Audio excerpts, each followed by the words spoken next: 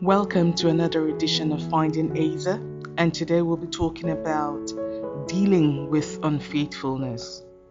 Well, let me just start off by saying that the fact that you have learned to be faithful and you're committed to your spouse is no guarantee that your spouse is going to be faithful in return.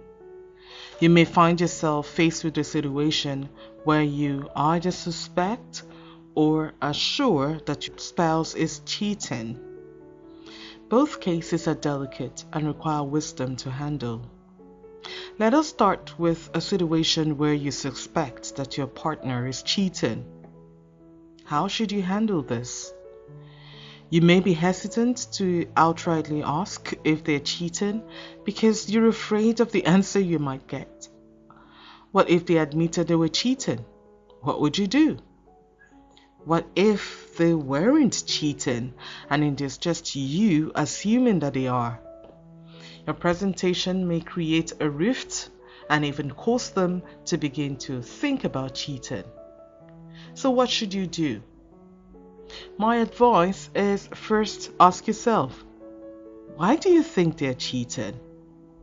Are they becoming too close to a member of the opposite sex that you know?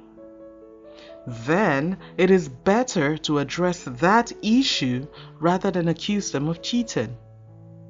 Why not tell them that you're concerned about how close they're getting to so and admit that you're jealous of the attention they're giving this person? Calmly attacking the problem and telling them how the issue is affecting you and your relationship may force them to have a rethink.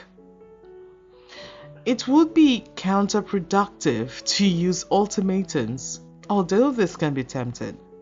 As head of the house, you may find yourself issuing orders like, I do not want to see you talking to so and so again, or I don't want you texting after 7 p.m., or some other order. But this might actually bring out the rebellion in your partner, and they will flout your orders just so that you can do your worst. Conversely, begging or trying to use emotional blackmail to stop them from talking to people you suspect they might be cheating on you with is childish. Having a mature conversation is always the best approach in times of crisis. It will be really beneficial for you to set up a protocol for what to do if either party becomes uncomfortable with the way the other is relating to a member of the opposite sex. Talk about the boundaries that you will set to protect your love when things are going well, and decide on how you will deal with such situations. You may decide that taking a bite off an apple and dropping it in the fridge is a sign that you're uncomfortable about a certain situation. And so when your partner sees that sign, it means it's time to talk. Another thing to note is to avoid snooping. These days, most people communicate with their mobile devices, and the phone is often a store of incriminating evidence. Some persons in relationships make it a point to commandeer the other's phone and begin to search for evidence of bad behavior. If your marriage or relationship has reached this point, it means there is a total breakdown of trust already. You need, as a matter of urgency, to sit down with your partner and discuss your insecurities if you really want the relationship to continue. Sometimes it is friends who begin to feed you with information about a cheating spouse or a supposed cheating spouse. You need to be absolutely certain that this friend means well, and most times they don't.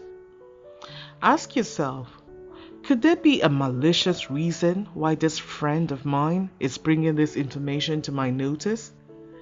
Is there some way they will stand to benefit if my relationship ended? For example, If a lady who has been showing interest in you suddenly started talking to you about how your partner may be cheating and creating scenarios in your head, you should know that they're really trying to clear the way for themselves. There have even been instances where the male best friend of a guy cooked up fake cheating stories because he was jealous that his friend no longer hangs out with him as often as he used to before the relationship started. So you need to be careful. Not every friend who comes to you with a story of a cheating spouse is truly a friend. But what if you have hard evidence to show that she's cheating? What then should you do? Let's talk about this in the next part. Don't forget to like, subscribe, and share this pod and hit that notification button for further updates. Let's keep this conversation going on social media.